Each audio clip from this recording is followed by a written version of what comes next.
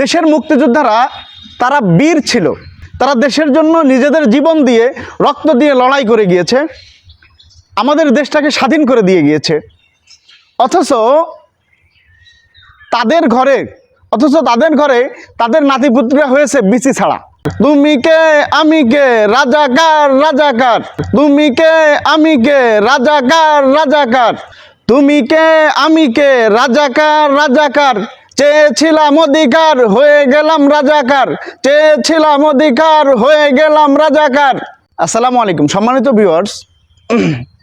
দেশের মেধাবী স্টুডেন্ট যারা আমাদের দেশে সর্বোচ্চ বিদ্যাপীঠে পড়ে, 36% কোঠার কারণে তাদের মেধা থাকার পরেও আজ তাদের চাকরি হচ্ছে না। তারা বেকার, তাদের কোনো প্রকারের চাকরি হচ্ছে না, তারা বেকার অবস্থায় আছে, একটা সংশয়ের ভিতরে আছে।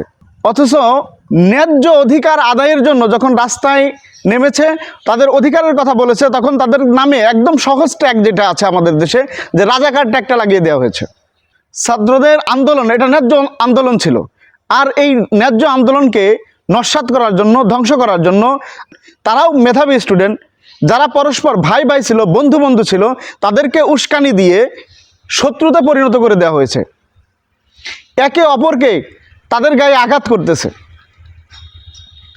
দেশের মুক্তিযোদ্ধারা তারা বীর ছিল, তারা দেশের জন্য নিজেদের জীবন দিয়ে রক্ত দিয়ে লড়াই করে গিয়েছে, আমাদের দেশটাকে স্বাধীন করে দিয়ে গিয়েছে।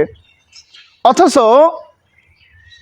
তাদের ঘরে তাদের নাতিপুত্ররা হয়েছে বিচি ছাড়া। তাদের কোঠা ছাড়া চাকরি হয় না, তাদের কোঠা ছাড়া চাকরি হয় না। অথচ দেশের লক্ষ লক্ষ মেধাবী তরুণ তারা চাকরি পাচ্ছে না।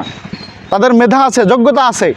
এই যোগ্যতার সঠিক মূল্যায়নের জন্য আমার দেশের মেধাবী যুবকরা যখন আন্দোলনের জন্য নামে, তখন তাদেরকে গুলির মুখোমুখি হতে হয়, লাঠিচার্জের মুখোমুখি হতে হয়। এটাই স্বাধীনতা। এটার জন্যই আমরা 52-এর ভাষা আন্দোলন করেছি, এটার জন্যই আমরা 1971 সালের মুক্তিযুদ্ধ করেছি। দেশের স্বাধীনতা আমরা এটাই পেয়েছি।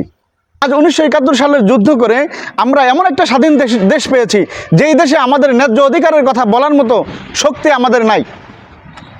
ন্যায্য অধিকারের কথা যদি আমরা এখন বলতে যাই, তাহলে আমাদের নামে রাজাকারের ট্যাগ লাগিয়ে দেওয়া হয়। আর রাজাকার এটা একদম সহজ শব্দ। ছাত্ররা যে আন্দোলনটা করেছে, আন্দোলনে কখনোই ছাত্ররা বলে নাই যে আমাদেরকে পুরাপুরি কোঠামুক্ত করে দিতে হবে। ছাত্রদের দাবি ছিল যে কোঠা সংস্কার করতে হবে। 36% না দিয়ে সেখানে কিছু কমানো হোক, কমিয়ে কোঠা সংস্কার করা হোক। ছাত্রদের সাথে বসে সুন্দরভাবে কথা বলে আলোচনা করে এটার সমস্যার সমাধান করা যেত। কিন্তু কিছু উগ্রবাদী লোক আছে যারা কখনোই সমাধান চায় না, শুধু গ্যাঞ্জাম চায়। দেশের মেধাবী যুবক ভাইদেরকে বলবো, এই দেশটা আপনাদেরকে ডিজার্ভ করে না। দেশটা আপনাদেরকে আর ডিজার্ভ করে না। দেশে থাকতে দিয়েছে, এটাই অনেক। 2024 সালে এসে মনে হচ্ছে যে আমাদেরকে যে দেশে থাকতে দিয়েছে এটাই অনেক। এটাই আমাদের উপরে অনেক বড় অনুগ্রহ করেছে। আমার দেশের মেধাবী ভাইয়েরা, আপনাদেরকে বিনীত অনুরোধ করব, আপনাদের জীবনটা আপনারা নষ্ট করেন না। এই দেশ এভাবেই চলবে। তুমি কে আমি কে রাজাকার রাজাকার, তুমি কে আমি কে রাজাকার রাজাকার, তুমি কে আমি কে রাজাকার রাজাকার, চেয়েছিলাম অধিকার হয়ে গেলাম রাজাকার, চেয়েছিলাম অধিকার হয়ে গেলাম রাজাকার।